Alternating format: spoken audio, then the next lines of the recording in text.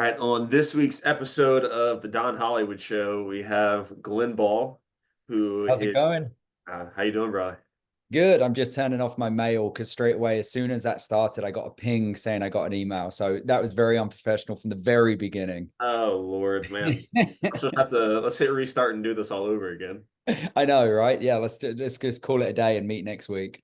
Sounds good. Sounds good. I was doing some research on you today, and I found that you were in a music group growing up. Yes.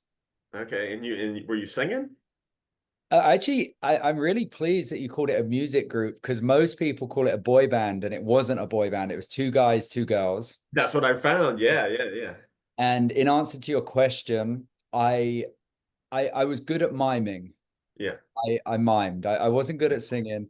That was my dream to be in a boy band, and I was lucky enough to do it. But no, I can't sing to save my life. So were you dancing at the time in the group also? Yeah, dancing and yeah, just toured. We did it for about a year, and like I look back, and we were a really bad band. Like we weren't good, and our songs weren't good. But we had three top 20s in England, and we had three number ones in Asia. Like so, yeah, I'm proud of it. Even though, like, even at the time, our third single was good. That was the first one. I was like, oh, this is a good song. The first two are just kind of crap. But like at that age, I was like 18, and I was like, well, like this is fun. If it makes it, we can start to have more of an input. And then fortunately or unfortunately, or whatever way you look at it, just after our third single, the blonde girl who her name's Jade, the kind of the main singer got pregnant.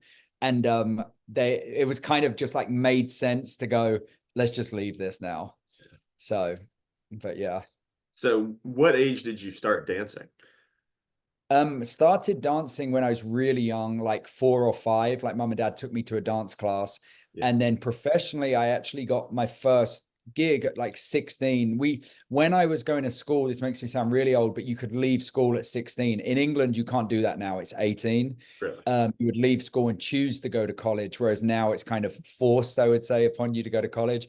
So I was 16. I started auditioning for stuff as a dancer because I'd gone to a dance school full time, so I wasn't even at kind of a normal school, Yeah. and I was What lucky. sort of dance school was it? You did dancing, drama, singing, and then you did all kinds ballet, tap, jazz, all no partner stuff, all solo stuff, hip hop. Yeah. Yeah. So, and I was lucky. I mean, you did educational stuff in the morning, but it was very loose. When I say like the education was awful, it was pretty amusing. Really? Okay. Yeah. So at what age do you decide that, hey, I think that, talk about the music stuff. So was your goal in your mid-teens, was it like, hey, I think I'm gonna choose a career of singing or dancing or both, or what was the plan? Yeah, good question. So I was actually talking about this to someone the other day and I haven't spoken about it for ages, but the reason I went to a full-time dance school was because I was having some time off to compete in line dancing, fun enough. So the whole world's become, for me, has come full circle. Yeah. So I was traveling the country and the world to do UCWDC line dance as like a 12, 13-year-old. And I was, and I was doing couples, and that will explain how I knew West Coast swing. Yeah. Um, and the head teacher or the principal, I think you guys would call it, said, "Hey, we can't keep having Glenn have time off school on a Friday and a Monday." So my mom and dad, fortunately, were like, "Well, we'll send him to a school that like they actually will allow him to have time off and support it." So the answer was this dance school. So it wasn't really a plan to go, okay, like, he's going to be a professional dancer. It was more just to allow me to have time off to compete. Yeah. But then when I got there, I was like, oh, this is cool. And then my dream of being in a boy band kind of grew. And then when I left school, did the pop group and stuff. And then I was like, actually, I'm pretty good at dancing. I'm not very good at singing. So then backing dancing, which then I did for Yeah. 10 years, dancing behind singers came into play. So yeah, I would say it was one of those things. Was never a plan. It was never I have to do this or want to do this. It was more just kept falling into place. Now, did you ever see Mark Ballas and Derek Huff while you were over there or growing up? Say that again. It cut out. Did you dance at all with Mark Ballas and Derek Huff growing up? No, so I grew up in England, and I guess Derek's American, right? Is Yeah, Mark but Bell? Yeah, but so Derek or Mark's parents went to the UK when they were like 13. Oh, And okay. and so they asked Derek to come, like he grew up dancing, obviously, but I don't know how much experience he had doing partner stuff. Yeah. But they said, why don't you come keep Mark company with us while we go to the UK? And that's where he grew up, was in the Oh, UK. cool. I didn't know that. Yeah. Really? Awesome. Yeah, I Okay. didn't know that. So when I did a bit of ballroom and Latin when I first started, when mom and dad took me to a dance school at like, I guess 5 or 6. But then for me, it was purely hip hop and then line dance. I mean, I relate my whole career back to line dancing Really? because at age 12 and 13, I'm going into a line dance and I'm talking about I split line dancing into two categories. I've seen your videos where you guys are doing awesome, like what I would call the bar line dancing, which I love. And I Yeah. wish they had more of it here in Austin. Like every time I see your videos, I'm jealous. I'm like, damn, I would go out dancing every night if that was how it was here. But I mean, they have it at Buck's backyard. I thought they were doing line dancing there. yeah, Tara does some, but that's, I mean, I know this maybe sounds like an excuse, but that's about a 40-minute drive from North Gotcha. Austin. You're like, so, but and also I feel like I'm just going to jump into it when everyone's got it really established and everyone knows all the dances. Because at the moment it's still trying to start the community, which I know is a asshole thing to do, not to help the community grow, just be there for when it's flourishing. But yeah, the line dance classes I did when I was 12 and 13, I'm talking about like like not an old people's home, but like it's more like it's a like a sports hall somewhere, and it's just 100 older ladies doing it. Yes. So one dance will be a cha-cha, one dance will be a waltz, one dance will be this. And that just like really gave me the experience of putting on different hats as a dancer. So when I went into backing dancing and I'd be dancing for like a Latin song or a Latino artist, and it was like, oh, you need to look slightly Latino in this. Like I kind of had Cuban motion down just from learning a cha-cha line dance and then Lindy Hop. And so it does give you this platform in each dance. So do you think, two-part question. One, because from everything I've heard from people that follow me, they don't have any line dancing clubs in the UK, or maybe very few. And I found it interesting because there are people in South Africa, Australia, and the UK who follow me who love line dancing. And I know I've seen like Fred Whitehouse and people like him, they go and they do these like classes over there. So is there bars over there, or is it just like restaurants, or is the only time you get to line dance is when, somebody hosts a class? Exactly. And I mean, I've been gone like from England 8 years and I haven't been involved with the line dance scene since I was really young. Yeah, So I can't speak with massive authority, but I've never heard of a bar that would do line dancing there. really. And yeah, so it basically is your weekly class where they've hired out a school classroom or, as I say, a gymnasium or an old people's home. And it just, I mean, I used to do when I was 14, I started teaching a line dance class, and it was in the back of a pub. And it was like, I had a little stage and there was 40 ladies that would just learn these dances. Yeah. But I almost don't even think it's comparable to what you're doing in the bars. It almost needs a different name. I was thinking that I teach at Heart of Texas line dance event Yeah. in Dallas each year. And I look around and I see these like 400, 600 people doing these line dances, but they're not even really line dances anymore. They're more like aerobic because they're doing it to like EDM and like, and I'm like, this almost needs a different name now because it's not what I see you guys doing, which looks to me like cool line dancing. Like it's still, you can see it's line dancing, Yeah. right? You can see the roots. Whereas I feel like, but everything just goes so far after a while. It moves so far away. Well, it's been interesting for me because I first walked into I'm in Charleston, South Carolina, and I walked into my local bar 6 years ago, right? And I just go during the holidays and stuff at first with my buddies when he would come in town. And then I meet a few friends and they're like, well, why don't you come here every week? And I was like, y'all do this every week? Y'all come Yeah. here and dance? They're like, yeah, yeah, yeah. I'm like, oh, this is fun, right? And you start learning all these dances, and then TikTok happens. And TikTok, I feel like, has completely transformed the line dancing world because when I first started, it was still primarily country 6 years ago. I would probably say 70% was country. And it was all, grapevines and hitches and, triple steps. And then TikTok happens, and then now all of a sudden I'm seeing these people in California, and I'm seeing some people in South Florida, and they're doing these dances to Pitbull, and everybody's just like, oh, well, I kind of like this music. I didn't know you could line dance to it. Mhm. Um, and it's just completely changed everything the last like few years. Yeah.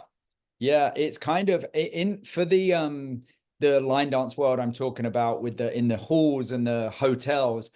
They it's kind of the weirder the music, the better, because these instructors, like you mentioned, Fred, and like you could name a load of them, they're choreographing dances every weekend or every week for like a new convention. So it does become a little bit like, well, we need some quirky, weird music like that no one else has used. So it kind of forces it in that direction. Yeah.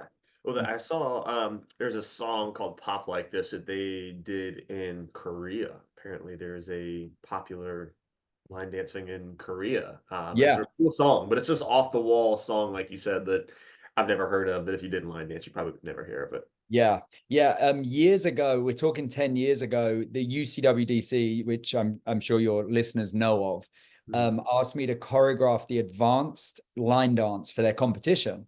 And I was mm, like, oh, that's an honor. Like, I'll definitely do it. And then I was like, I want to use this song, and I sent them a country song. Oh, and it was for sorry, it was for the street category. They have like different categories, so they call street the kind of funky one. And I said, I want to use this song, and it was a country song. And they said, oh no, you're not allowed to use country. And I was it's like, why not? Like, UCWD. you can do street to country. They said, no, it has to be funky and it has to be like pop. And I just wouldn't do it because I was like, it goes against what I think line dancing is, or the origin. If I want to use a funky country track, I should be able to. But they said no, so I just ended up not doing it. What's like an example of funky to you? What is in country funky? Yeah, both. Like what kind of artists are they looking for the non-country versus what would you consider funky? Yeah, I mean, songs like Do Si Do to me, like the and that had a great line dance to it. To me, that's just an epic country song that I would want to dance to every night. Yeah. What's his Bring Down, is it Bring Down the House? Is that what it's called? Dean, someone like I I, always Emily's over here shaking her head. Yes. okay, yeah, like those, and to be honest, a lot of people would probably class them as like not the cool country, but I'm like, they're still country and they still got banging beats. But they wanted more like, I guess your generic top 40 pop, whether or like maybe what we were talking about before, the slightly weirder stuff, Mhm. but yeah, it was just an example of like an organization categorically wanting to aim away from country for line dance, which surprised me. Yeah, that's interesting. And I mean, I think things go in waves. This has been such an interesting dynamic because you get all the younger people who, because we have so much access to music, I've listened to a little bit of Drake or Eminem, but I could also sit there and throw on Tracy Bird and Shania Twain, or, it could be rock and roll and some metal music. So I like a little bit of everything, but the older crowd at these bars, I've realized they just want strictly country. And there are some bars, such as Dallas Bowl in Tampa, Cadillac Ranch in Fayetteville, North Carolina, they only play country music for the most part. They might throw in like literally Church Clap and Shivers would be considered risque for these bars. That's outside of the modem. But then you go to like our bar in Honky Tonk, and I mean, we our line dancing to Pitbull probably, 8, 9 times a night. Yeah, yeah, yeah. Why do you think, this is a totally random question, why do you think Shivers got so big and is just such a big dance? Like, people have tried to create these dances, like, and then like, do you know how Fungo Mad? I know what it is. Yeah, Emily Yeah. danced to that. So Yes. that's a West Coast swing line dance, and that Right. kind of swept into swing when it first came out, but people still just weren't interested. Maybe it was too hard. But Shivers, like, I don't know, it's just blown up. I have a theory. Okay. So I found when content creation purposes, people are sitting there scrolling. If you start the song, if you're just sitting there scrolling and you just hear, "Ooh, I love it when," I think it's just that trigger, just automatically just it's like, oh, that looks like fun. And it is a great song, but I think that is the greatest hook out of anything I've seen on the Yeah. internet. I think that first second, if you're just sitting there scrolling, you just hear ooh, and I think it just grabs you. And every time I post it, I'll try and do it. I'll leave the original audio on, and you'll hear the boots hit the ground because I just think it just grabs somebody's attention. I think Yeah. that is a big factor of it, to be honest Yeah. with And I think the choreography he did is not genius, but it's very, very good to it. But it's nothing special at the same time. So that's what's you. fascinating. Well, I don't think if you're gonna create a viral dance, I don't think it needs to be hard. If you Yeah. like, if that's your goal is to just create something that people are doing in the bars. I mean, look at the Cupid Shuffle electric slide. It's been around forever. It's the easiest Yeah. for dances in the world because anybody can, sit there drunk as shit at a bar and they're like, oh, I think I Sure. could do that. Yeah. Yeah. It's true.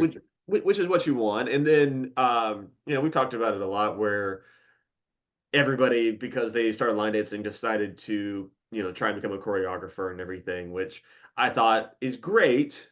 um but at the same time, like, I had enough sense to know that, hey, I don't know everything. Everything I've done is co-choreographed with people, and I threw in very minor stuff. It was mainly them. But you still have to go to people who have been doing this a long time and simply ask them. Like, every single time, my fiance Emily's done a dance. She has a great relationship with Trevor Thornton, so she'll Mhm. send it over to him and just be like, "Hey, can you review the step sheet, review this dance, like, give me your feedback on it, before I post it." And I think that's just key, no matter your level, to still send it to somebody who has been doing this longer than you and just get some criticism on it. Yeah. Yeah, it's funny because as I say, I do this one big line dance convention each year, and I'd love to do more. It's just West Coast Swing's my main thing. But and every year they want some dancers. And I'm like, and I did it for the first 3 years. I'd choreograph 3 line dances for them. And I'd be like, this one's great, this one's great. But the reality is, unless I'm going to travel around and teach it, it's not Yeah. it's not going to go anywhere. But what was funny, Emmeline, who's a French West Coast Swing dancer, who's incredible, me and her choreographed like a drill for West Coast Swing students during Zoom, and it was to ex ambassadors, boom. And that dance, someone found it on like YouTube, and it became like a line dance that people like doing around the circuit.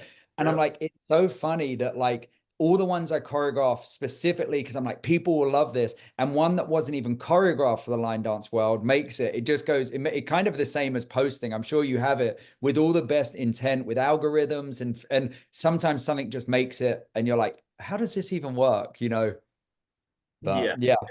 You just have to post stuff because you never know what people are going to take off. I've posted the most off the wall stuff, and I found that just posting stuff where I'm just having fun and goofing off Mhm. with my friends is what does well. Because you think you post on the internet, you're like, oh, I want everybody to think I'm a great dancer. I'm gonna post this cool move, but in reality, nobody gives a fuck. But if you're sitting there having fun with your friends, I think that resonates with people, and people are like, oh man, that you can actually just like go out to a bar and dance and just have fun with your friends like that. It seems like a great time. I want to go do that. Yeah, yeah. And I saw a post you did the other day, where you were three of you stood in front of each other. And I think it was a fit check. I had no idea what was going on, but I was cracking up, which is, as to your point, I'm like, I don't even understand.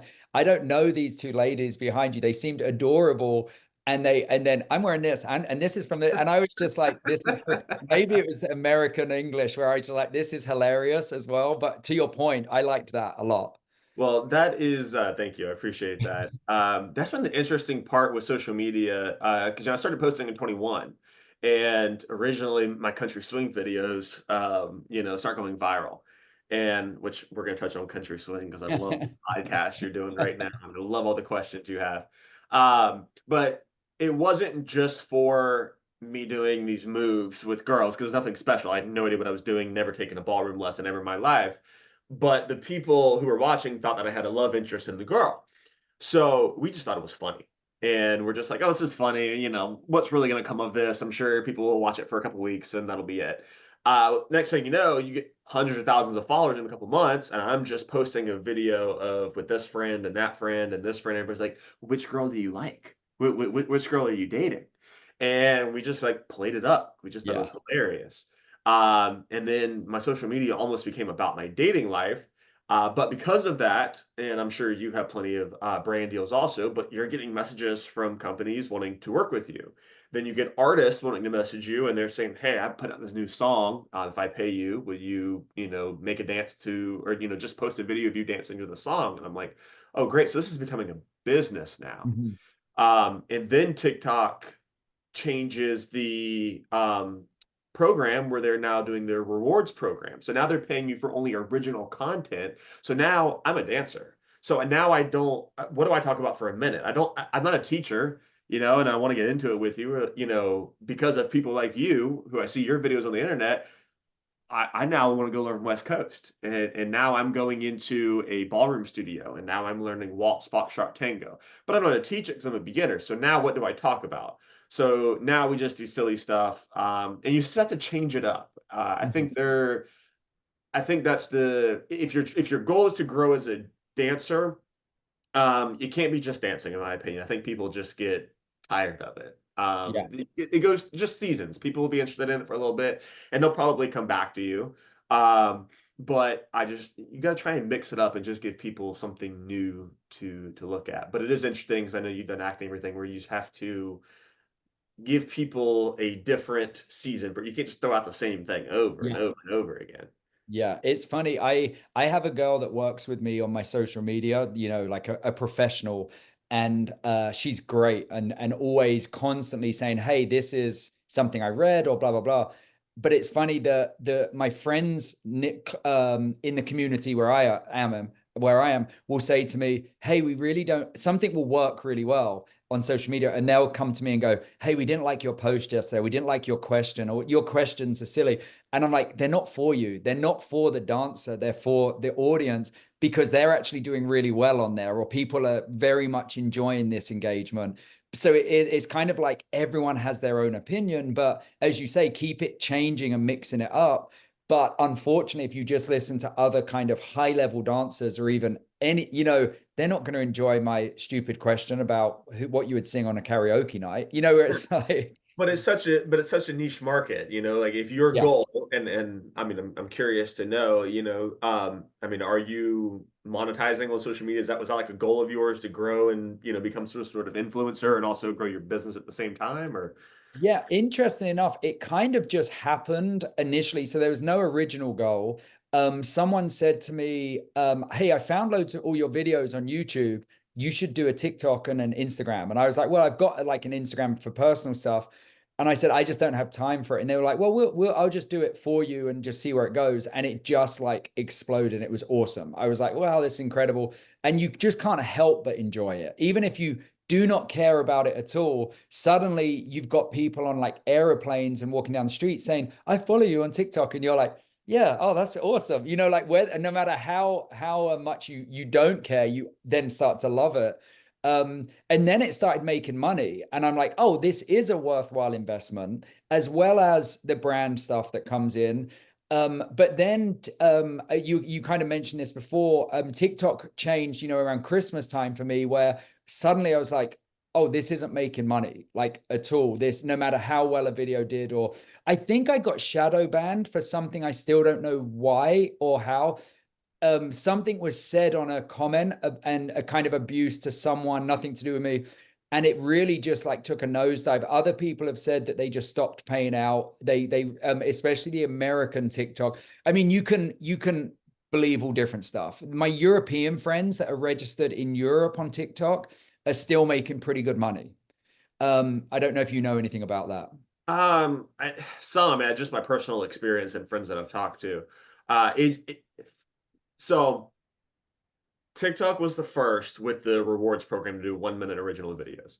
So I love talking shit to people. And if you leave me a negative comment, I'm gonna, respond back and I'm just gonna clap back at you. So like I like to have you ever watched WWE? Yes. Okay, so like The Rock, right? If you remember his little shtick where the millions and millions. Yeah. So I'll say that. And, it's cool. I'm very fortunate to have millions of people who do view my videos monthly. Um, and so like I'll jokingly say that just take a shtick. Well, people will just comment, for example, and be like, you don't have millions who watch you. So I'll take that comment and I'll just pull up my stats and I'll Yeah. say, here's a whole minute video of me just being like, you're a moron. Yeah. I do. Yeah. So, and then people think it's hilarious. And then, so there was that, because like I said, I don't know what to talk about and I don't want to teach. I, I'm not going to have you watch my video. You've been dancing your entire life. Like, I love dancing. It's so much fun. And I had to balance being fun with it because that's what I enjoy doing it for. This other stuff fell into my lap. I Hmm. didn't want to, it's become a business, but I still want it to be fun. And but now I have to talk for a minute. Well, I'm not going to teach dancing because I don't know anything. But then we're fortunate because Instagram was paying you for views. And then I was on Facebook and I'm just going to try and just grow my exposure. Maybe more people see me, more brands or labels will want to work with me. So I start posting on Facebook. Well, then I get a notification saying, we'll pay you for ads on Reels. And I was like, oh, wow, this is so cool. So they just place an ad on my short and I'll make money. Well, the first few months, it's insane. I mean, just thousands of dollars the first few months. Yeah. And then it just slowly declines after that. And then it just reached out. I mean, there was a month, the first month of this year, I made so much money on it. I was like, oh my God, like this is nuts. And then 2 months Yeah. later, Instagram rolls out their monetization program. And it's solid there, but it's just has slowly decreased. And now it's like settled at this plateau for the last like 4 months, um, and I can't get it to really go back up. Yeah. It seems to be the case with everybody. Some Yeah. months are better than others, and some platforms will do better than, and you can't figure it out. Yeah, it was almost, it felt to me like all of my friends that were big on Instagram or doing Instagram, I mean, sorry, TikTok, Yep. we're making thousands a month. And it's almost like they suddenly realized that was like, what are we doing? Like paying this much out? Like, because well, they were obviously making it, but it was kind of too easy for a while. Yes. Um, Well, that's what but pisses me off is because my numbers of views are the same this month. I just had my second best month this year, in August. The views are the same, but they changed the RPM. So uh-huh. now I'm making less per view. So even though my views are the same, I made half as much as I did earlier Yeah. this year. Yeah. But kind of what's interesting, I continue to do it. I continue to work with this lady with not really an aim or a goal because it wasn't now like making money. I as much as it's fun to have all these followers, it doesn't define me as a person. Yeah. Fortunately, I'm not like worried about that. But what's really interesting, I'm a great believer of everything happens for a reason. And just I've had this idea to, and I'm not gonna like this isn't like a plug or a pitch or anything. It's just going on from that. I've had this idea to create a stage show like my whole life. And when I was in England, I had a big pool of people I could have worked with. Obviously here in Austin, and in America in general, I don't really know many people, but that having that many followers on Instagram and TikTok has just opened up the doors for me to message big celebrities, big producers, big record labels. So it's kind of, you look back, and I often believe in life, like you don't know why you're doing something, but I believe there's going to be a reason at some point. And just from having this many followers, this stage production I'm working on, I can see a door that can be opened from it. Whereas if I didn't have that, I'd just be sat here just Googling people, Yeah. you know. It's social currency. Yes. It's an actual currency now, how many followers you have. I mean, I never try and lose a perspective of, 5 years ago or 6 years ago, I was just a guy just walking to a local bar and now I have this amount of followers and now I do get to talk to people like you who, are incredible dancers who, you admire because I know, especially after taking ballroom, just how much time and effort you've put into what you do. So I feel fortunate to, call people like you a friend and get to talk to you guys. It's absolutely insane to me. Yeah, that's awesome. But yeah, it's true. I remember when I was in England and I was just leaving dancing, I modeled a bit. And it just got to that point where you would go into a modeling casting and they would say, "What's your Instagram?" And that was just as I was leaving. And literally you were like, "Oh shoot, if they asked for that and you didn't have a high number, you were kind of done." Like it Really? was, yeah. And now I can only imagine it's worse. Like, I mean, obviously 10 years on. Um, but yeah, I just got out before that. And I'm sure it's the same with backing dancers now. I don't speak to as many people in the industry from backing dancer wise, but yeah, I'm sure it goes the same way. Because these celebrities, these pop stars, if they can get a backing dancer that's got 2 million or a million or 800,000 to post their, that they're dancing for them, that's free, Advertising. yeah. So, but it's fascinating. I don't know where the end for it all is, but yeah, fortunately, I'm utilizing it now and enjoying it. In what ways are you utilizing it, and what cons have come from it? So utilizing it with the brand stuff, that's a big deal for me, where like trying to get as many kind of brand endorsements and any of my ambassadors. So like I'm an ambassador for Fuego, which is a dance shoe, port Love Fuego. dance. Yeah, like I love them. It's funny, I find myself defending them a lot, and people are like, well, that's just because you're an ambassador. I'm like, no, I freaking love them. I wore them all day today. They're comfy. Teach. Yeah, they're comfy, and to me, just in my opinion, they look good. I mean, I've always liked like Adidas round toe, or Adidas, you would say round toes, like so, and they look like just like Stan Smith Adidas trainers to me, like that. They look nice. So that stuff, and then utilizing it just for my own advertising for events is awesome. Cons, I haven't felt any cons. You get the nasty people, but I really don't care. I find my whole mindset is just kind of scared of how crazy the world is anyway. Like I just look around, I'm like, everyone's crazy. And then you just see it even more on social media. So fortunately, I just don't take it serious. I have had to question, because you will see a lot of hate comments on my posts, but I've never experienced it in real life, in person. Everywhere I go, every bar I've been to, any dance event, people are so incredibly kind. They're very welcoming, whether they have seen my post or not. They're just like, "Oh, I'd love to dance with you," or "Come hang out with me and my friends." It's great. People are so nice and kind. But in the back of your mind, you're thinking, are any of you really behind some of these accounts online that are writing these negative comments? But you're just a keyboard warrior and just too afraid to actually say it in person. Yeah. You don't know. No, I had a post the other day, and I told my wife Susan about it, and she's the most politically correct, controlled lady. Like she won't rise to anything. Her saying is, which I love, she's like, if something can be taken in two ways, take it the nicest way, right? And that's such a good mantra to live by. I'll take it the worst way. If someone says something to me, I'm like, they meant that in a mean way, right? Anyway, this woman messaged me on Instagram. I think it was a woman. It could have just been a troll.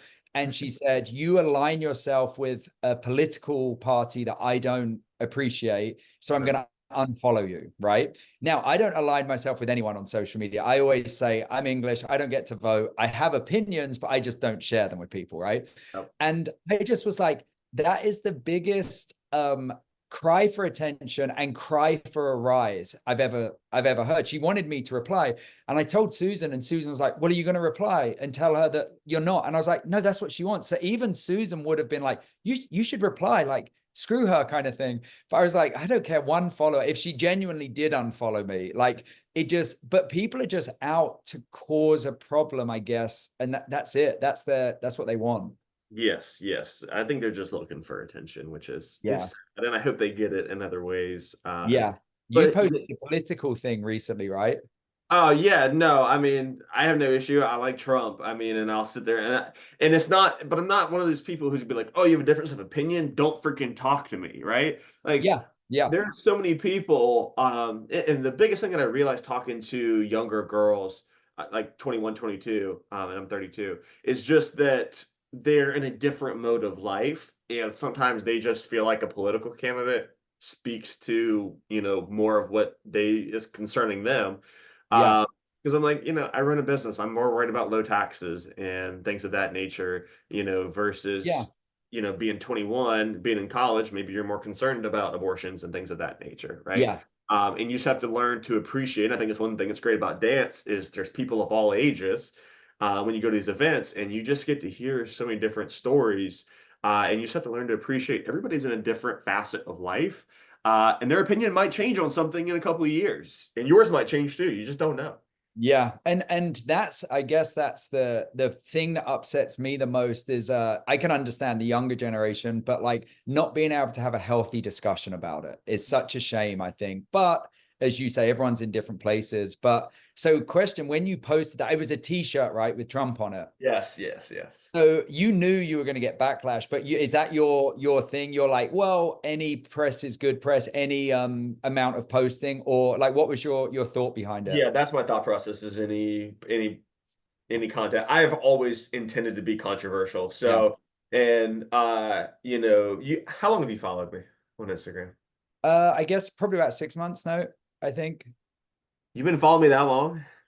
I I've been think following you so. for like years. I don't know. Yeah, that's funny. Okay, Yeah. cool.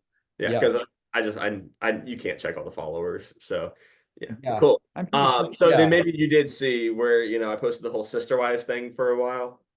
Oh no, I didn't see that. Okay, so maybe this was maybe roughly around that time. So Yeah. I had my ballroom instructor who I danced with at the time. So I would compete with her, but then I started dating Emily 2 years ago. So I would also compete with her. And the comments would just be like, how could Emily allow this? How could she allow you to dance with these Yeah. other girls or with your instructors? So we just ran with it and we're just like, yeah, we're sister wives. We're in a polygamous relationship. Oh And God. the people who know me, they're like, dude, that is so fucking funny. Like that Yeah. is hilarious. But then you just get these people online who have never met me, maybe the first time seeing the video. How could you live a life like this? And these direct messages from these like older ladies, they're like, you need to repent right now and go to church and ask God for your forgiveness. You can't live like this. I'm gonna call the South Carolina government and I'm gonna get you in trouble and you're gonna go to jail because you're not allowed to be polygamous in South Carolina. Oh my God, how funny. Yeah, like why do people care that much? I mean, it's so funny. I don't know. I'm curious. So with you and your wife, was she already dancing with Gary before y'all met or what was going on? Say that again, it cut out. I said when you met Susan, was she already dancing with Gary? Yes, yeah. So when we met, I guess actually we worked out it was 10 years ago. She had been dancing with Gary for a long time. So they've been dancing together for a long time.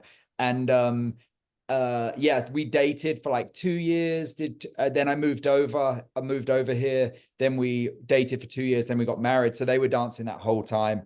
I actually knew of Gary from my like line dancing when I was 12 or 13, when I came over to like Nashville for the World Championships and then Edmonton for the World Championships. I remember Gary and his ex-wife Lisa dancing.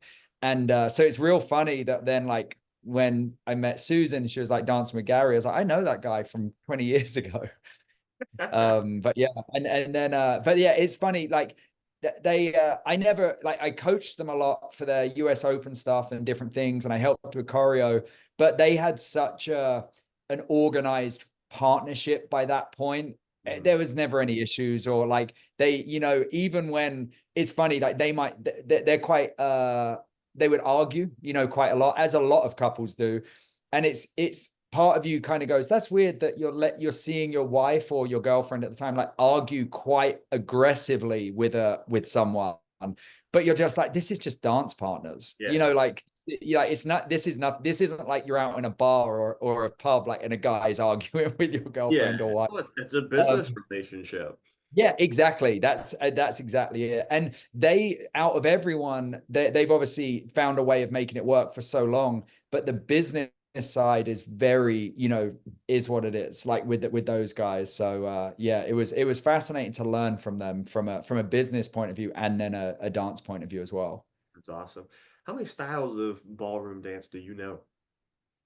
Good question. I mean, I would say I pretty much know like kind of all the dances you could name. Whether I'm good at them, like as in could do lead follow, that's kind of the change for me. Could I teach them? Probably. Like the other day I had a student, we were at the end of I do West Coast Swing with her, and we had 5 minutes left, and I said, anything we didn't cover today that you wanted to cover, meaning West Coast Swing? And she said, oh, could you just lead me in a foxtrot and a quick step really quickly? And I was like, I haven't been asked that for ages. And Yeah. I was just honest and I was like, give me like next week, we'll do it as our warm up, because I was like, I don't even feel comfortable finding like a good song on our system to dance to with Mhm. her, because I just, I haven't taught that since I've been in Austin. Never mind just suddenly like social dance there. But then like I just went with Susan and Sarah Behrens is an awesome like teacher here. Just went through some stuff with her just to like recap because as I say, I did it when I was young. Yeah. So I could like really I could teach most things. Am I an expert in them? No, like I would say country I can teach as, high level. The Latin rhythm I can teach at high level. Ballroom, not so much, even though I have some ballroom students. Salsa, bachata isn't my jam really, and when students, I would rather just be honest, when students come to me and say, "Hey, I want to do salsa," I'll say, "He's really good. He's really good. If you want to do it, I'll do it, but I would rather tell you these are the experts at this studio." Yeah. So, but West Coast is my thing. Yeah. I was curious just because you post West Coast all the time. I was like, I wonder if he knows waltz. And there was a dance you posted where I think you busted out a samba with your partner. Oh yeah. And then Yeah. I was like, oh, I was like, okay, maybe he knows some more like ballroom stuff. Yeah. Yeah, there was one another talking of social media, there was one video where we had to waltz like in a competition as a joke. And I just like blocked Susan off. Like I said to my partner, stay there, and we just stayed there. And it was like a crappy video. And that one, like, got a million or whatever. And you're like, why? But people like the idea of being silly, annoying your wife, or vice versa. It's just like, but yeah, it's pretty fascinating. It So, is. tell me about country swing then to you. Like this is just me getting a free podcast out of this. But Yes. so We do you dance? hey, I'll stop and we'll just send you this portion and you can Yeah. post it on Spotify on So yours if do you you want to. dance or do because you're a pretty good example I mean, a pretty good case study. That's why I want to talk to you because I feel like I am the prime example of everything you've been talking about. Go ahead. Yes. So do you dance to a rhythm? If I said to you, what rhythm do you dance country swing? Do you dance to it? And I won't judge any answer. It's 1, 2, 3, 4. Just walking, like just every step. Yep, yep. So they taught it Okay. at Arthur Murray's where I went. And the first dance they teach you there is club swing. Have you heard of club swing? Yes. Yeah. Okay. So they just teach 1, 2, 3, 4. You just rock back and rock forward is the first step that they teach anybody and everybody there. And then they teach you that country swing is just basically that, but variation. So I just start out with rock step and then, walk, walk. Yeah, be walk, walk, rock step. Yeah. So do you know, like if you've listened to the podcast, that's exactly what I used to teach at a Go Dance for like 6 months, and Yep. now they still teach a Go Dance. You start in compression, you rock away, you rock forward, and the leader opens his leg a bit so the follower can kind of rock in between, Yep. step between your legs. Yep. And I love it. It feels great. And you do rock, step, leader might go, rock, step, follower might go, like on the 3, 4. Yes. So, I mean, yeah, I think that's great. And then it's a very simple dance to keep in time with. You can do tricks, come straight out, and I'm guessing you go on your left foot, the follower goes on their right foot. Yes, yes. Yeah. So here's what happened with me. So I have been just dancing, line dancing, and then Texas two-step in a bar and country swing. I don't know that it's any of that because when you're dancing with people who are teaching you, they're just like, hey, 2 steps to your left and 1 step to your right, and hey, spin me here, spin me there. Here's a move I've known. And then TikTok happens, and then you see some of these other people in other parts of the country, and you see these like cool moves that they're doing. You're like, oh, this is fun. We're gonna practice this. And then I see West Coast, and this is when West Coast is like blowing up online, and I'm just sitting there thinking to myself, this looks cool as all get out. So and it looks similar. Like I can see it's swing, so we're doing country swing at this point. I had heard about it. I'm gonna go and I want to learn this, but nobody at Honky Tonk teaches this, so I'm gonna go to a ballroom studio. So I go, I take a lesson on West Coast, and she's sitting there, and she's like, "All right, West Coast, you're gonna go 1, 2, 3, and 4, 5 and 6," and I'm like, "Do what?" I'm like, she's like, "We're gonna step on the beat, 1, 2," and I'm like, what do you mean stepping to the beat? Yeah, yeah, that's funny. Like, and she's like, well, you're gonna have to move your feet on beat to the music. And I was like, oh, okay, hold on, whoa, whoa, whoa. I have to move my feet on beat to the music while learning this dance and think about what move I want to do. And I actually had to lead this woman of where I want her to go all at the same time. And she's like, yeah. oh no, this is not West Coast is this is not what I thought. It's not what I looked Yeah. for. So she's like, well, why don't we just do salsa and bachata so that way you can, just mix it up a little bit and maybe go to the Latin clubs in Charleston every now and again. And I was like, okay, sounds fun. And we eventually got back to West Coast, but you have to learn. And as time goes on, probably been a long time since you were a beginner at dance. But the hardest part for me was that first year of learning how to dance on beat and learning how to listen to music. And then you think it's the coolest thing of all time because you feel like you got a Yeah. superpower and you're like, oh, I know how to Yeah. dance on beat. All my friends are going to want to know about this. And you go back to the bars and you're like, hey, guys, we need to like stay on beat to the music. And it's one step per beat of music, and they're like, okay. Yeah. They just like don't care. And then I just feel like I'm like going insane because I'm just like, okay. At the time, that's what Emily and I first connected on was dance because she's been dancing to ballet, and then in South Florida they line danced at they had family nights. So she's been doing it since she was 8. And that's what we connected was just talking about dance all the time because she was the first person that I could just like relay all this information out. And we would stay up till 2 a.m. and we just would talk dance all night long. And it was just the coolest thing in the world. And that's what I've struggled with some of these events and everything is, people are winning these buckles and doing these events and everything. And I've had 2 people talk shit to me because I have a social media following. They're like, "Oh, you don't want to compete, but you're too scared." Blah blah blah blah. And I'm just like, okay. I'm like, you don't even know the count of. You don't even know what Yeah. you're dancing to. And then I got frustrated because I had a judge at one of these events tell me that, "Oh, we don't care what they do as long as they just. We just want to make sure they hit one." And I'm just like. Okay, well, what about 2, 3, and 4? Or as I've apparently heard on your podcast, is there this dance could go to 6 or I guess even 8? Yeah, yeah. What could it be? And do you know what's so interesting? I had a question. I have a Facebook group for the podcast. There's no such thing as country swing. And it's funny, just this week it's ignited into lots of comments. And I had someone message and say, I feel like there's 2 questions you haven't asked very much or at all. I haven't heard you cover. One is about the lifts, which I was like, yeah, true. I haven't really, because I don't feel like we've cleared up the timing enough to go into that yet. Yep. And also, my other opinion is, or my other thought on that, if you're doing Lindy Hop or you're doing salsa or you're doing really the lifts don't stay in time with the thing. You just come out and go back to the timing. So the lifts don't really worry me that much, to be Yeah. honest. But safety aspects, yes, and all of that, but it doesn't worry me about the structure of the dance. And then the second thing they said was, you haven't asked about timing and musicality. And I was like, I think I've asked every podcast is about the timing. But what they meant was, does it need to be on time to the music? And I was like, so it's funny you just say that. And I said, oh, shoot, I feel like I've done a disservice to the audience because I'm just assuming that that's dancing. Like that to me is a given. And I said on the Facebook message, if I said to you now, what do you think country swing is? And you said, well, it's just moving, not doesn't matter about the music, I would hang up because there's no real point in me like continuing the conversation at that point, which Okay. sounds rude, but it's I'm the just so glad you've been bringing this up just because there's 2 parts to this. One, what people do in bars, I could give really 2 shits about because uh-huh. what I've garnered from going to the bars, and I've traveled, I've been to Mavericks and Buda, so I've been to Austin, which is funny because I looked into getting a lesson with you, but I didn't have time. Oh, That was sure. last year. Yeah, I didn't have time, but I was going to contact you.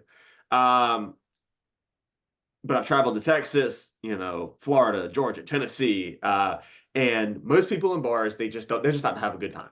Yeah, And which is great. yes, and I believe I heard you say this, and that's great. We want everybody just go out there and have a blast, and just make sure people are safe. Obviously, like you said, don't. And I've seen it in my bar. A girl got dropped on her head, and she's never been back, and she had a brain aneurysm and spent a month in the hospital. So Bless her. Yeah. people think whenever I'm being a dick when I'm like, hey, lifts are great. Just have a spotter or make sure you're doing it with somebody who truly knows what they're doing. But after that happened, I had a friend who was like, Yeah. I thought you were just being a dick at first, but now I see you were actually trying to look out for me. Yeah. I don't want you to go in the hospital. So just for me trying to talk to people, they just don't care. They just have a great time and meet people and just enjoy their life, and that is awesome.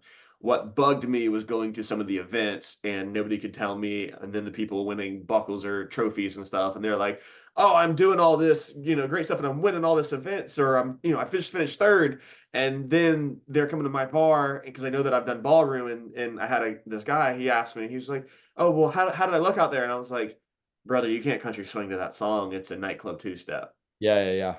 And he's just like, huh? Yeah. And I don't even want to get into it with people now. And I don't know.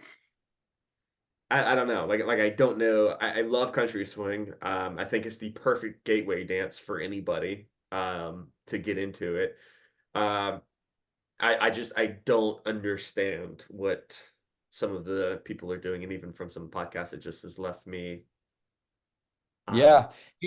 It's fascinating. Like to me, each week I kind of get more of an understanding of it, but not in a way of knowing the timing of just the problems with it. And I'm like, I feel like we can just call it country dance because it's just dancing to country music. It doesn't need to be a dance form if that's if we're not worried about it. Whereas country swing can be its thing with dance with footwork. You know, the fact you've just explained it to me really, really well, and your feet, your like ear is to the ground. I just it confuses me why there is a problem with everyone not doing the same thing. Well, what made me the happiest listening to you is when you said the basic. Like, if you are going to host a competition, and this is what we're talking about here, if you're going to have people come and compete and pay money to an event to come compete, what is the basic? Yeah, Like, there are variations of every dance. You can do two step of quick, quick, slow, slow, but obviously there are gonna be moves where you might go quick, quick, quick, quick, you know. But if you are gonna do a beginner division and you're gonna host a competition, I should see the basic of country swing.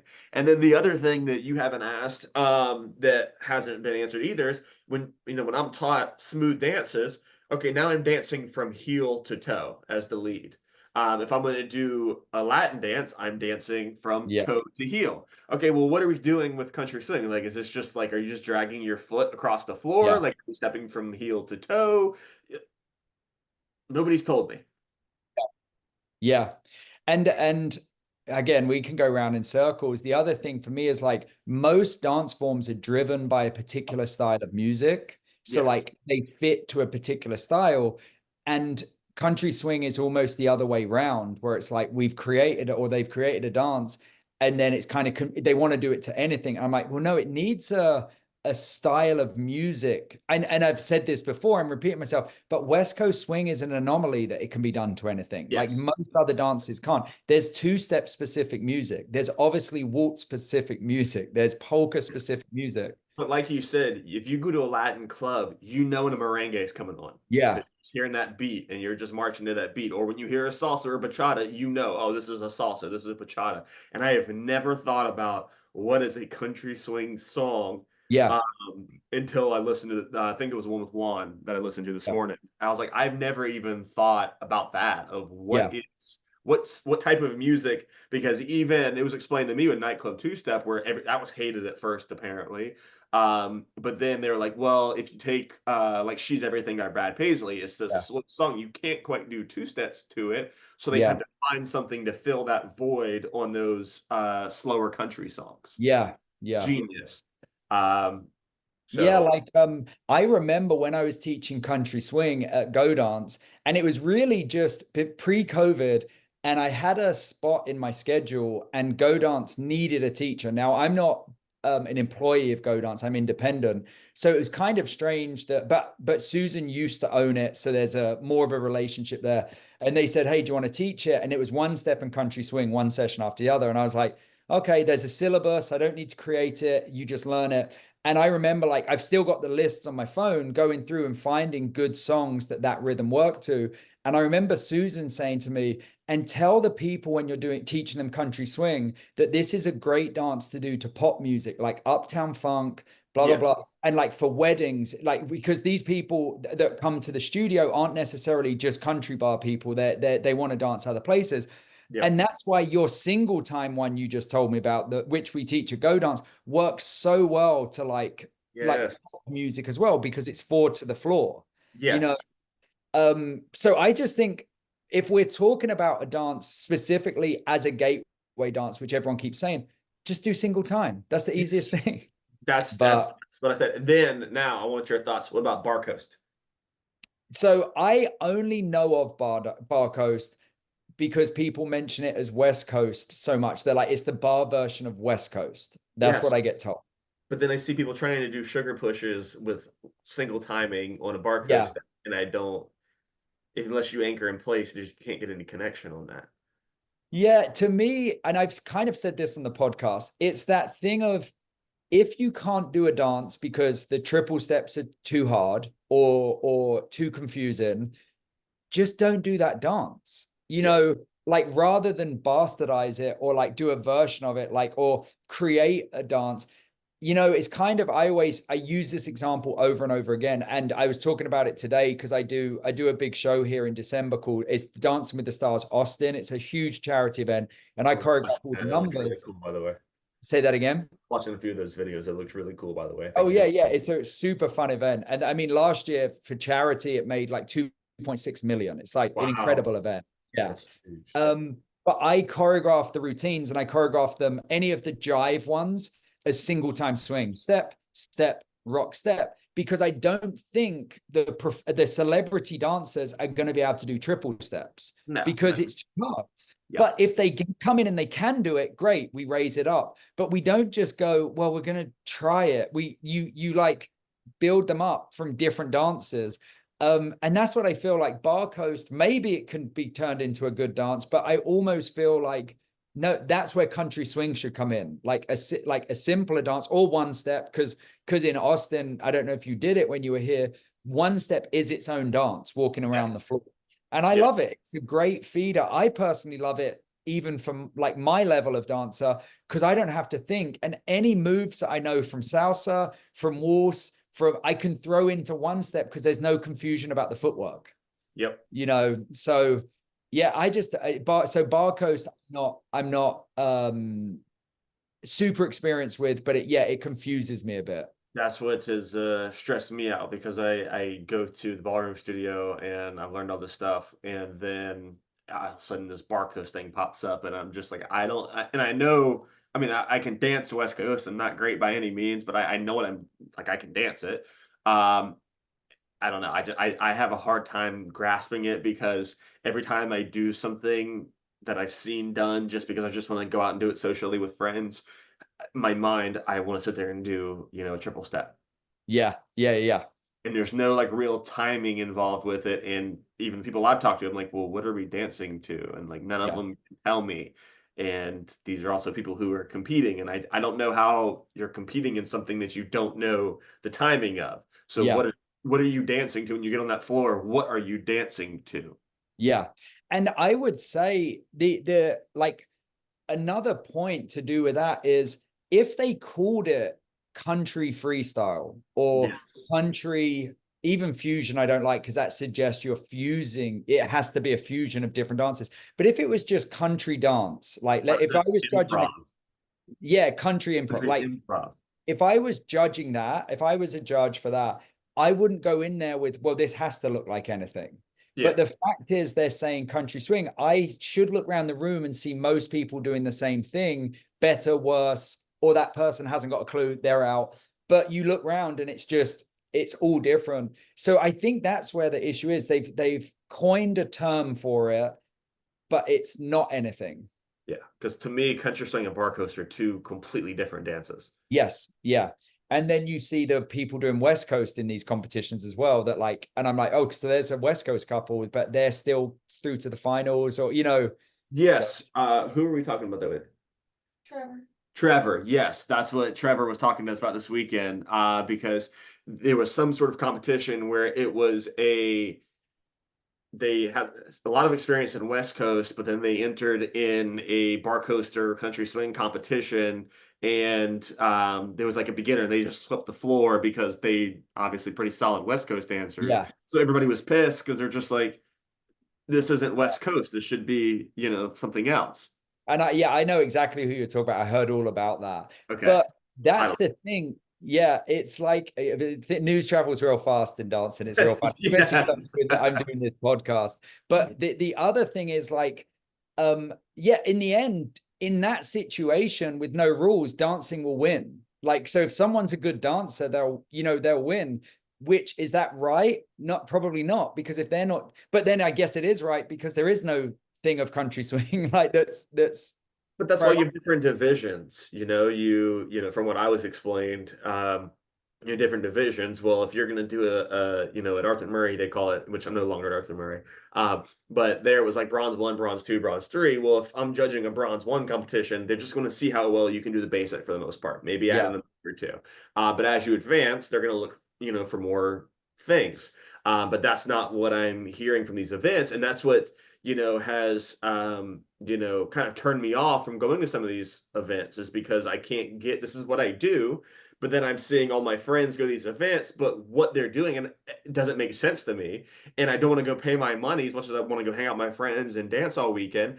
I don't want to spend money to go to this event because it looks completely different from what I'm taught at a ballroom studio. It just looks like we're taking bar dancing, paying $300 for the weekend, whatever it is, to enter and dancing on a floor. And I'm just like, I'm just save my money and dance at home.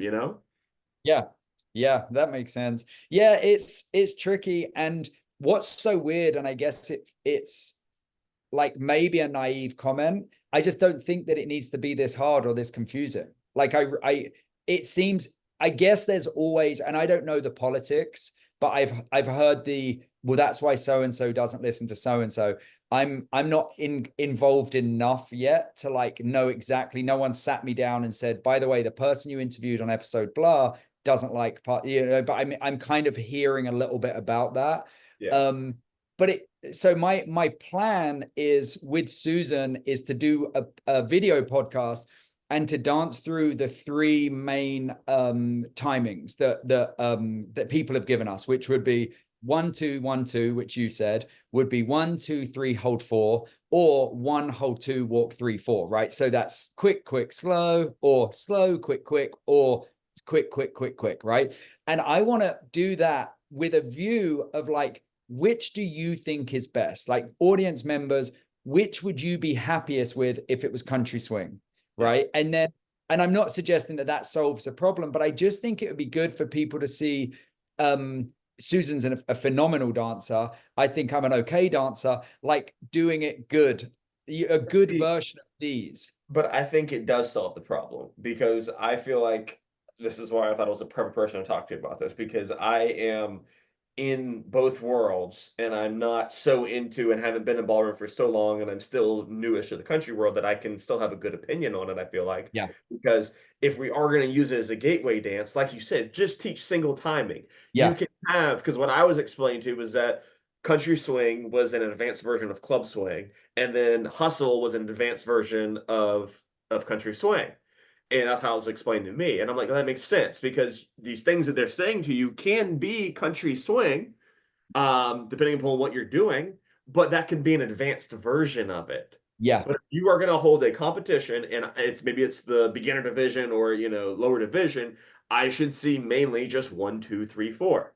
yeah, And yeah. then maybe you sit there and you say, hey, if this is the advanced version or a higher class, maybe they're gonna, hold a four here every now and again or whatever else everybody else has said. Yeah, yeah, exactly. Yeah. And that's what I said to someone recently. I said I could even take if they said it's 1 2 3 4, or it's 1 2 3 hold 4, or it's 1 hold 4 2 3. I could take three timings. Like in West Yep. Coast, we have triples and we have walks. That's two timings. So Yep. to push to three individual 4 count timings is, I could deal with that. But it's not that yet. Like it's not that clear cut. So but yeah, I mean, fortunately or unfortunately, I could talk about it for hours. And it's so funny because I don't even, I'm actually going to go to Mavericks this weekend, Love probably. that bar. Yeah, it's really freaking cool. But for the first time, I mean, I haven't been for years. So I don't even go out country dancing, but I guess there's so many ingredients as to why I'm so interested in this. One reason is I don't go to the country bars because of the lack of timing. And I've said this on the podcast, like if a girl comes up and says, "Hey, do you want to dance?" and there's a two-step playing, I'll go, "Do you two-step?" And if they say no, I'll go, "Oh, well, come and grab me for another dance," which is looked down upon. Like they're like, Glenn's an I could never, arsehole. I couldn't do that because people ask me to dance and they just want a country swing and two step. I'm like, it's a cha cha or this Yeah. is a waltz. You know what I mean? But Yeah. I can't look at somebody and say, no, I can't swing it. But they're just out there to have fun on the weekends. They just want to Yeah. be sitting around, and this is the moment that because the other interesting part is where you go in the country because progressive two step is really only done in Texas. There's a bar, Coyote Joe's in Charlotte. They do a little bit of it there. Renegades and Roundup in South Florida, they'll do a little bit of it there. And that's why I really like the bar and Roundup in Fort Lauderdale, is because the DJ comes over the radio and he'll just say, "Hey, I'm gonna play a couple cha-chas. Y'all be ready. I'm gonna play a couple two steps. My line dancer is coming up next." That's Um, awesome. I love that. I don't know why every bar doesn't do that. Because it's educating people subliminally. Yes, and then they can go up and now they know, and they also know what they're seeing. Because if I'm Yeah. a beginner and I go to a bar, I just see people moving. I don't understand it. But if I hear the DJ say, "Oh, this is a cha-cha," and I just heard Neon Moon by Brooks and Dunn, Uh, that's a cha-cha, right? yes, it is. Yeah. Okay, yeah. He's like, either that or My Maria. I'm like, yeah. Anyways, now I can go home and I can search that song and I just have an understanding of what I'm watching. And I think that is the biggest issue with a lot of these bars. It's just a hodgepodge of shit. Nobody understands anything. Nobody knows what the fuck's going on. They just want to go out there and dance, which is great. Yeah. But You know, I've never thought that before of the calling out the dances of how beneficial it is for so many reasons. Like you've just really made me go, that's so true. Like it would make the DJs play different stuff. It would make the DJs need to know more. It would, as you say, the patrons would start to be like, oh, this tat tat tat 4 and 1 type rhythm that's on every cha-cha he plays, whether they're even thinking it or not. But and that's what I'd say. Like talking of the Latino nights, if a bachata was playing and you and your girlfriend went out, or you and your boyfriend went out and did a salsa to it, it would be looked down upon, and everyone would go, "Oh, bless them," or they would ask them to leave the floor, or you would just look like idiots in the corner. And now we don't necessarily want that in country bars, but it would be good if it was pushing people in the direction of understanding rhythm. But even as a bar owner, if I don't want to, or excuse me, as a patron, that you won't be able to go buy drinks. And if you're gonna play a, two step, and I don't want a two step right now, I'm gonna go get a drink. I'm gonna go use the bathroom. I'll social with my friends. I'm having more fun because I know, okay, I'm good for 2, 3 songs. I'm not gonna be Yeah, doing it. So yeah. my It's fiance wants to hop in and say something you Yeah, I said. want to meet her as well. Glenn, Emily, Hey, Emily, how are you? Nice to meet you. I'm very glad that you started that podcast, by the way, about like is country swing a real thing? Primarily because I grew up line dancing at Roundup, and Roundup is near Miami. So it's a hodgepodge of like redneck country people and Cubans, Dominicans, and all of the above, right? Yeah. So that's why when he says that it's this cool mixing pot of they call out the dances and whatnot, because usually at about 1 a.m. it turns into a Latin club. It's Uh-huh. no longer like it'll come back at about 3 a.m. that you can line dance again, but they'll play a bunch of salsas, bachatas, and all these things.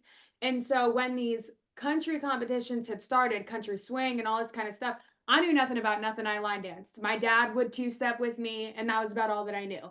And so when they started doing these competitions, probably about 2021, Hmm. and Southern Soul was really the only ones that I knew of in South Florida that were doing it.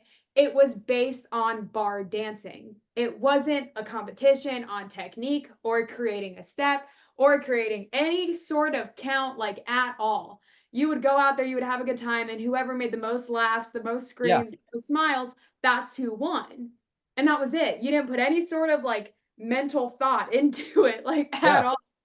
And so it's crazy to see the way it's changed. And that's why like I agree with so much what you guys have been saying this whole time about you need to create some sort of basic if you are trying to put it into a real competition. Like some of these, like I've been around, I haven't competed in any technical UCWDC events, but I've been around it for quite a long time to know like the difference between dances, line dances that are considered serious and line dances that are considered bar dances. Yeah.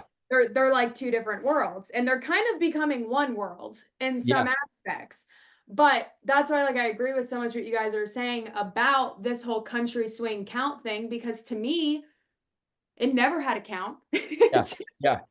It wasn't a thing to be judged on. It was a thing that you were like, I'm gonna go take a shot, they're gonna play a song, and then you're gonna grab somebody and dance. Yeah, which is great. And Yeah. that's like, and I feel like I need to keep saying that because I don't want people to think that I'm like, everyone needs to dance really well. Like, that's not true. But the issue, as you say, is like we're trying to build a box and then like put and it's like, no, it's not ready to be put in a box, maybe. It's Well, not. you've said it several times where you are trying to pull people from bars. Mhm. And I feel like I'm the perfect example of that, where I got pulled from the bar to now the ballroom studio, and now I'm interested in West Coast and all this stuff. But now it just looks completely different from what I'm doing in the bars, or they're teaching me completely different in the ballroom studio than what we're doing in the bars, and I just get frustrated. And Yeah. it just makes me not want to do it. And I don't know. There's a lot of negatives that come from that. It's less business. I'm not having as much fun. I'm frustrated. Yeah. Uh, and what do I do with that? Because I can't talk about it with anybody. I can't go out there and just be like, "Oh, you're doing all this wrong." I'd be, and I don't want to do that, Yeah. but Yeah. I'm frustrated. Yeah. Yeah, and that's just going back to it doesn't need to be this hard. Like and it's funny because I don't necessarily think of myself as like an expert on all different dances. As I say, I'm good and I know a lot of different dances, and I'm not an expert on origin of dances. Some people are like nerds about where dances came from. But at talking to all of these people, I'm like, oh, like they really don't know anything about how a dance can be created. And like I'm like I think I know enough to like just push this dance in the right direction. I'm not even like a genius when it comes to this. Well, do you know what your greatest attribute is? What's It's that? the fact that you have the balls that just start the conversation. Yeah, yeah, yeah, You're intrigued, and Because that's yeah, that is the thing that I've garnered from your podcast and just talking to people, is that they're too afraid to rock the boat because they're worried of what implications could come from it. yeah, So just as a, innocent bystander here, I just have appreciated the fact that you're just willing to have that conversation. That made me have a lot of respect for you, just because you're not afraid to let's just talk about this, and because there's going to be pushback from it. And the biggest thing yeah, that I've just they're just so afraid of what people might say, or what could happen. But you have to speak your truth, and you've seen something just like I've seen something. It just doesn't make sense, and not that anybody's wrong, because you have to push the limits. You have to have this conversation. You want people to create a new dance or a new line dance, but let's also rein it in a little bit. yeah, yeah. And I guess I thought like naively that like this would be easier to wrangle and rein in. And then after the first couple of episodes, I was like, oh, okay, like maybe I've bitten off more than I can chew. And Yeah. like it feels like 7 episodes in or 6 episodes in, I'm like, okay, like Joel's one just got released today and he was pretty clear. And I've had a lot of people message saying, hey, his was really clear. And I'm like, yep, that's good. But there's still unanswered questions, even from a very clear one. Yeah. and I think I understand where you come from a lot of the time, because I also am very stuck on the two words dance form. And so like to me, they're not dance forms. And I Uh-huh. don't know, like I don't know if it can get figured out, that would be great to where they could become something. But to me, they're just a bar dance. So like we had this conversation in Orlando about with Trevor about all these different like bar competition weekend things. And he was like, well, it's supposed to be, it started as this thing. The idea was that it was supposed to be a competition, a fun bar competition gateway into getting more people involved in the UCWDC West Coast, East Coast swing, all of these different things. And that is what it was supposed to be. But that is not what it is anymore. Yeah. It's become its own thing. And Yeah. so it's weird because like I also agree, like he always tells me just let loose and have fun sometimes with dance, because it's been serious my whole life. Yeah. So for me, I'm like, no, I'm stuck on the on Yeah. being a true dance if somebody's going to try to teach it to me. And I was like, and if you're not going to try to teach it to me that way, then I don't really know what to do with it. Yeah. And that's the thing. Like I always say about not going to country bars. Like I have good friends here that go out 4 times a week. And they're like, you should come out more. And I was gonna say, unfortunately, I don't drink, but that I think that is a positive. I don't drink, but like that would like take the edge off of as you are you drinking a wine? That would take the edge off of like of caring a little bit, right? Of like, well, it doesn't matter, but my whole life is teaching timing, technique. And Mhm. suddenly to go to a country bar, and as I said, someone asked me to dance and say, and I go, "Oh, what do you want to do to this song?" And they're like, "Oh no, I'll do whatever you lead." And I feel awful, but I'm like, I just can't let go. And I'm not saying that's the right way. Mhm. I should be able to relax more, but I just can't. It's I the want hardest part. That is the hardest issue I've had, because I started learning ballroom and now I'm worried about my frame and that even goes into my line dancing Mhm. where, I watch my videos of me doing shivers from 2 years ago and I'm just like all over the place and taking these humongous steps and like now my back is nice and straight and I've like had to consciously just like let loose and just have fun. And that's even the struggle as a relationship between us is because I like to goof around and like I'll jokingly try and floss, do that move right. And she'll look at me, she'll be like, "I'll show you how to do that." And I'm like, "I don't want to know." yeah, And yeah, I can, yeah, I'm just doing it for fun. yeah, And that was why I also never wanted to really compete in line dancing or anything, is because it was meant for me to be fun. Mhm. It's a yeah, great outlet from when work is really tough or whatever's going on in life. I have fun with it. yeah, And I yeah, think that also gets lost on a lot of people is yeah, that number one thing, no matter your skill level, is we need to have fun. yeah. It's very true. So where you live, your nights are mainly line dance or mainly couples dancing? Yes, mainly all line dancing, which sucks. And I want to talk about that because it's all a lot of this issue is what part of the country you're on because everybody out west, Arizona, they all bar coast, Texas, y'all all two step out there, Yeah. and one step, and then out here it's mainly all line dancing on the East Mhm. Coast for the most part. Yeah, I would love that. Yeah, and the country swing that you find is like these little bars that are in the middle of nowhere towns, and they know nothing about any of this other stuff that goes on, and they are just there to grab a girl and dance and swing around and Yeah, have a good night. So it's yeah, cool. It's nice. It's refreshing. Like when we have gone to Fayetteville, North Carolina, it's in the middle of nowhere. It's a military town. There is yeah, nothing there. But you go to this bar, and all they play is like 90s country music. And it's a bunch of just people that come in, drink a beer, and get on the dance floor. And there's no crazy yeah, singing, there's no crazy tricks, nothing. Literally, it's just like good old fashioned Fun. country dancing fun that hasn't been around for a while ever since like social media kind of blew it all up and these events all kind of happened. But yeah, yeah, yeah. so it's a good time, but I prefer line dancing. Yeah, I want to come. I would love to come and see you guys and like Yeah. actually go to these line dance bars because as I say, like I know you mentioned Bucks and I really should go. And on a Tuesday night at Mavericks North, they do it. But as I say, unfortunately, it's like I think they like teach it, dance it, which is great. And I should go there and support it still and be part of it. And once I go once. I think I'd be fine. I'd be like, okay, I get it. But it's always that first time going somewhere. Whereas if it was just a night, like just dancing like crazy all night, I would just be like, oh, I'll just go and learn this at the back and blah, blah, blah. And. I love Maverick's View. It's one of the coolest bars I've been to, but they also that's what does frustrate me is they two step all night long. Yeah, And it's so packed that even if you are a talented, two-step dancer, you really can't do any moves that you want to do because it's just so packed. And then yeah. then I feel like the haters online are like, you're just walking for 4 minutes. Yeah. And then it's real funny because it's like, well, if you get there early, it's not as busy. Or if you stay late, and I'm like, I don't really want to plan my whole night Yeah. around like just trying to get 4 dances. Or that's when I'm like, I think I'll stick to a West Coast social or like, that I really would like the line dance side of it. I'm Well, hoping.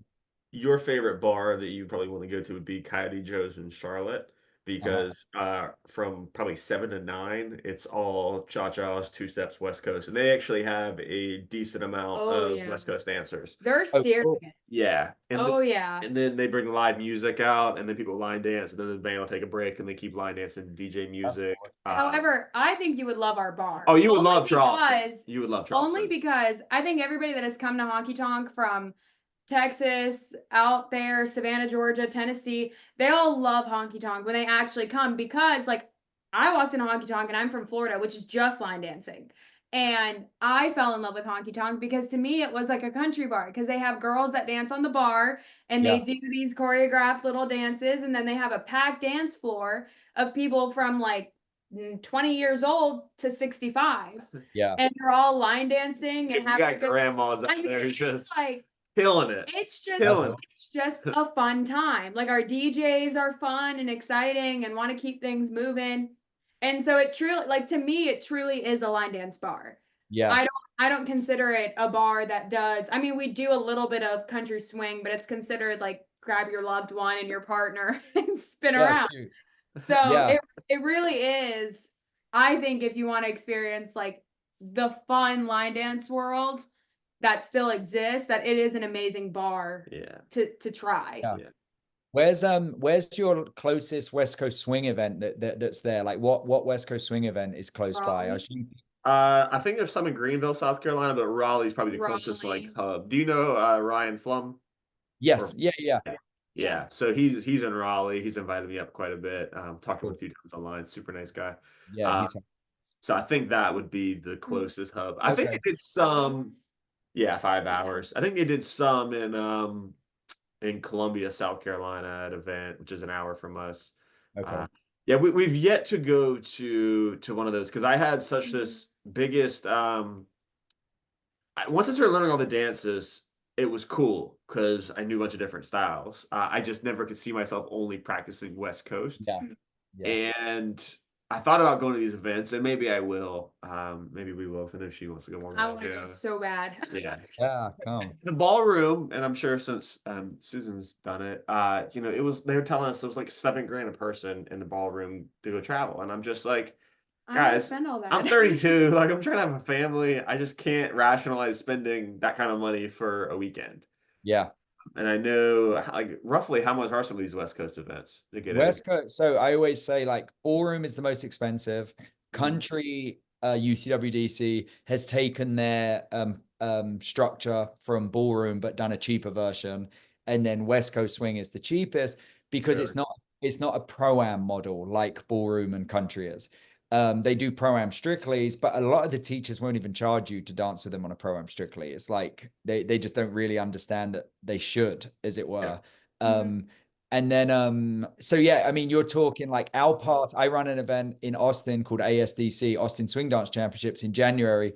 And I think our early bird is 175 and then it goes up to 195. That's easy. And Yeah, then your That's that's easy. very doable. It's very yeah, affordable. yeah, and the hotel is like I think I can't remember how much it is per night, but like normal hotel rates, like or Yeah, but like a even cheap then, hotel. you might spend 1 grand on the trip, especially with Yeah, something you're driving, which is that's yeah. completely yeah, Easy. Yeah. that's understandable. Yeah, so yeah, it's cheaper, and then that's it. Unless you're going to do an intensive, which is like which I most events don't even have, and then competing in a Jack and Jill is cheap. I think in a ballroom sense. I mean, in a West Coast sense compared to ballroom, like. And you're getting in ballroom when my students do it, they're paying like a $50 entry fee to the competition. They're paying me a fee, and it's a minute long. Mhm. It's Mhm. like shoot. Whereas in a Jack and Jill, you're going to dance 3 times, even if you just do one round. And Mhm. so I think West Coast Swing, and you get hours of social dancing. Like, as you know, they dance all night long. Like it's I've not, heard. yeah, I don't get how people do it anymore. We yeah, laugh. I told you we used to stay till 2 a.m. talking when we first met. Now usually we're already past our bedtime right now, so we'll yeah. wrap this up here in a minute. Yeah. But Well, I'm glad you said that because I always say I had a really cool like youth, as in like when I was in the pop group and stuff. I went to bars, I went to clubs, and I remember one of my favorite memories from a kid would be coming out a London nightclub when I was like 18, 19, walking in broad daylight back to my car and driving home, like while other people were going to work. It's a real fond memory from when I was a famous singer. And now I'm like, yeah, going to bed at 12 or 1 is like a late night for me. But that, unfortunately, in West Coast Swing, then the cool kids aren't even out yet, like to dance Yeah. with. And I'm like, I just wish I could do it. But for me, there's so many consequences for being tired during the week because I teach all week. So Yeah. it's like I can't sleep all week. And So are you a gym goer? yeah, I'm a gym goer. And so that's like in the mornings before work. So, and I'm not a great sleeper anyway. So it's like if I miss a sleep, it's not like I can then sleep more the next night. Yeah, yeah. Well, why aren't you sleeping well? What's going on? Are you thinking too much? Yeah, we cannot get into that. You just said you guys needed to go. This is gonna be an hour. I think country swing is stressing me out. Yeah, Yeah. that's what I was considering. I heard magnesium helps with that. I would be right where you are. It stresses me out. We go to Orlando for a weekend and start talking to people, and I'm like, I need to go home. I can't. Yeah, I yeah, can't do this anymore. But that's that's fine. like, like we just one last thing. I really want to go to these West Coast events because I don't dance with random people in bars anymore. Because and it's not like anything against anybody. I just like I've had to go to a chiropractor for my head being whipped too hard in a dip. Yeah, I'm not doing that again. I've yeah, been smacked in the head on another head because they weren't aware, they weren't doing social awareness. yeah, And on top of all that, I always feel weird because I've never done bar coast and I don't do all these crazy moves and like this country swing stuff that they're doing right now. So to me, I really depend on a leader. Like I love to follow, but I have to depend on a leader. And I've yeah, noticed a lot of these follow leads in country swing, the followers are back leading or they're anticipating the moves because they know the same 15 moves that this person does all the time. yeah. So it's like that's why they do it, so well. And so for me, I'm like, I don't know anything about anything. So either we're gonna figure this out or I'm just gonna go the other Just way. leave it. Yeah, That's why I really want to go to one of those West Coast events, is because I want to experience like a true social Jack and Jill random partner, like follow lead situation and yeah, actually experience what that would actually feel like outside of a bar. You mean you're gonna dance yeah. with another guy? Yeah. Even This though is the the internet is like, no. Well, you guys are more than welcome at Austin Swing Dance Champs as long as you don't head off to Mavericks both nights. That's the rule. Okay, that's fine. When Yeah. is that? It's MLK weekend, like third weekend of January Okay. Of next year? Yeah, next year. 2025. Okay. Nice. We're getting married in That's January. that's I can't say 2 that weeks after publicly. the wedding. Yeah, don't put that out there. Oh shoot. And you guys are more than welcome over here. Yeah. Yeah, Anytime. Come to I Charleston. genuinely, like if I'm not traveling on a weekend, I'm not going to travel, right? People say it all the time. They go, come and see us here, come and see us there. Genuinely, I would come and visit you guys to do and I'm not just bull crap, and you don't know me, but I don't say stuff just for the sake of it. I would come and be like, oh, actually, I want to experience the line dance side of things, and I want to I genuinely would because Have I you wouldn't been to feel like it Charleston was before? And we don't offer no, just like we're serious when we offer too. We're very yeah, And strict. you've never been to Charleston? no, Google, as soon as we get off this podcast, Google Charleston. It is yeah. one of the most beautiful cities in the entire world. It's actually by Forbes, it has been what is awarded for the 12th year in a row the most beautiful city in America. It's gorgeous here. Wow, that's It's cool. very pretty. Now, do I think it's the most beautiful city in America? I'm not so sure, but I think it's absolutely beautiful and it's stunning and it's great. But Yeah. we'll definitely show you around town, take you some Yeah. cool spots, and Yeah. you can line dancing. Like we're also very serious. We don't say things just to put it out there to be nice to Yeah. blow smoke. we have a guest room. Yeah. I got a house. Sounds good. Come Yeah. see the guest room. It's on.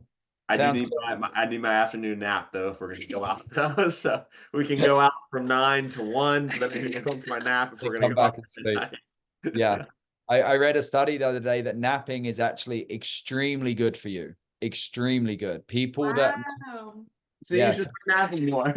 Susan naps, I can't nap. I can't do it. I'm surprised the older I got. I used to never nap, but now that I'm older, I can nap. Yeah. I just feel like I'm missing the day. Yeah.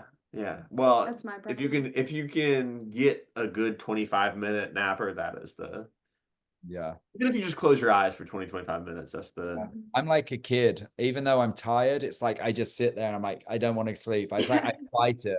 And Well, that so means you enjoy life, and that is a yeah, great quality to have. yeah, I really do. Moving to Austin, moving to America in general was the best thing I ever did. And I sound like overly sincere about this, but like I get upset, not to go political again before we finish, but America, Who are you voting for in 2024, yeah, Glenn? Tell I me don't know. about immigration. I don't know either. Yeah. We But should in have built the all wall. honesty, I get upset when Americans are like, America's shit, America's terrible. And I'm like, you have no idea. America is phenomenal. And we're like, I'm going to be a citizen as soon as well, actually, not as soon as I can, because I can now be, which I just realized.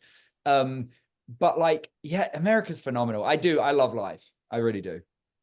That is So, awesome. Love to hear yeah. that. And you're in there. By the way, last thing, because we can talk. We'll have to do a part two. Because Yeah. are you a fan of comedy? I love comedy. Okay, are you familiar with the show Kill Tony? Yeah. Matt Rife was just on there Yeah. last, right? God, Glenn, I love you, dude. I love you. Hell yeah. We were just Yeah. watching it last night. I love Kill Tony. I've been watching it like at least for a year now, every episode. So listen to this. So obviously Joe Rogan moved to Austin and Yep. he's got Comedy Mothership here. The two times I've been, Kill Tony's been on. Oh, So I've you've been been. so Nice. lucky. Yeah.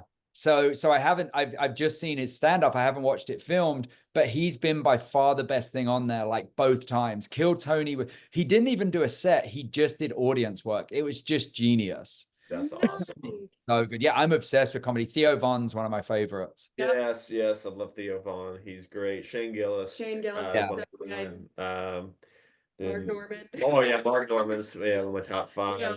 Yeah. Matt Rife was good too. Matt Rife came to Charleston. He was phenomenal. Yeah, that was so Yeah. funny. Yeah. Did Yeah. you see his audience special that he just released? Yeah, we watched that last week. Yeah. Did Yeah, you I watch? think it's good. Yeah. Yeah, So, it was phenomenal. So like, I don't know. There's so I many. mean, David Tell, Big like J. any English comedians. Oh, it's a girl that I like. Yeah. Yeah. Well, I don't remember her name. I know what she like. girl comedians aren't funny. Yes, some of them are. Check out trying to think. Well, Russell Kane is one of my favorites. Okay. Check him out. He's kind of unusual, so you might not get it straight away. Like you might be like, this is weird. And then I'll have a think of some other English comedians that are like that I would like to know your opinion on. And you can be honest. Jimmy Carr, I'm sure you know. Yes. Yes. Mhm. You know Jimmy Carr. But yeah, I'll think of some like maybe less known to America ones that like would be good to check out. So Yeah, see, my favorite thing is when you scroll on TikTok or Instagram or Facebook Reels and British people that just have pages that make jokes about things from that are in London compared to America. I think are the funniest videos ever to exist because they're like, yeah, what do you guys like? yeah, But we have yet to see yeah. British When comedians. yeah, when I moved here, I couldn't believe some of the things I thought were fake that were real that you guys do. Like I'd seen stuff on American Pie, and I was like, you really play beer pong, and you really drink out of red Solo cups. Like I genuinely thought it was like just for the movie. There was so many things like that I'm like, people don't really say that, and that you actually do. So like my whole life is just like I say to Susan, that's weird, right? Like, that American guy that just shouted that's a weird, like going into like a soccer stadium and there people going cold beer. And I'm like, that's not just on the movies. They really do say that, just like real funny things like that you just assumed were a caricature, but they're not. They're legit American. That's awesome. But That's they're so cool. serious. Yeah. That's like this guy that's from Britain and he lives in America and he's like, he goes, you're telling me that you guys have screens on your windows? And you don't have a radiator? Like all this stuff. It's so true. It's Yeah. so constantly, I'm amazed. Did you have AC at your house growing up? What, in England? Yeah. No, never. Yeah, that's not a thing. My Yeah. mum and dad just had it installed in the last 2 years, and they're like the fanciest people in their road. Really? Yeah. So what temperature were you guys sleeping in at night? I mean, if it gets to above 80, that's an incredible day. So you're talking like 70s in summer. So it's Ah, you don't okay. even need it. Nothing that like you have a fan in your like loft that you would get out in August, and that would be the sign of summer that you had a fan in the side of your room. You're like, Okay. okay, that's fine. Okay, Yeah. good. I needed at least 69 degrees to sleep at night. It kills me because every time we go to South Florida, it's hot as hell there. And all of her family, they keep it 74 or 75 in the house. And it drives me insane because it's already 85, 90 degrees outside, if not 100. And they're like, oh, yeah, 75. I'm like, what the hell is wrong with y'all? 74 for me, 60, 69, 70 for Susan. So we have to compromise. But she got an ULA. Have you heard about an ULA?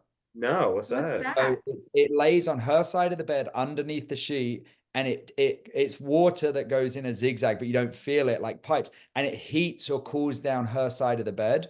And it literally, I was gonna say it saved our relationship, but it didn't save our relationship, but it saved our evening issues. She just Yeah. sets it her temperature. It's phenomenal. And I just like that. And what was so funny, she got a double one at first, and we soon realized I didn't need one if she had one. So it's Yeah. like, just take that Yeah. one back. And now I can have it like 75, and I'll roll over sometimes. I'm like, is that ice under there? She's got it like so cold. And then she sets it so it heats up in the morning to like wake her up. Well, That's because what you but need. your body heats up at night, and on Joe Rogan's podcast, I listened to somebody that said that the perfect temperature to sleep at night is 68 degrees. But they also said sleep with gloves and socks on. They said you should sleep No way. No way. buck naked with Yeah. socks, gloves on at 68 degrees is the best way to sleep. No way. The only positive of that is if someone came in to rob you, you would look like such a weirdo, they would leave. Dude, I think about that all the time. I'm like, what if somebody breaks into my house and I'm gonna grab my AR-15 and I'm just running around butt naked with my dick swinging around? I'm like, what are with, you doing in here? with gloves and socks. That's Uh, funny. I, I think on that note, we should all go and get into bed with gloves and socks on. yeah. Absolutely. Is there anything you want to plug? Anything you got coming up? No, I mean the podcast, make sure people listen to it. It's out there. No such thing as country swing. Follow me on Instagram, all of that stuff. And yeah, that's kind of it. ASDC in January, if anyone wants. We do a beginner track, so a free beginner track. So anyone that's never done West Coast Swing could come and join in. I'm sure I'll think about loads of stuff I should have talked about, Well, but shoot just me on a Instagram. message and I'll put it in the bio. This will be released in a week, so we got Cool. time to think about it. Yeah. And I'll put it in the caption. Sweet, man. And thank you so much. I appreciate you reaching out. Absolutely, brother. I look forward Oh, to it. Thank you for coming on. yeah, I can't wait to see you guys in person. All right, Yeah, brother. it'll be Talk soon. exciting. See you, bro.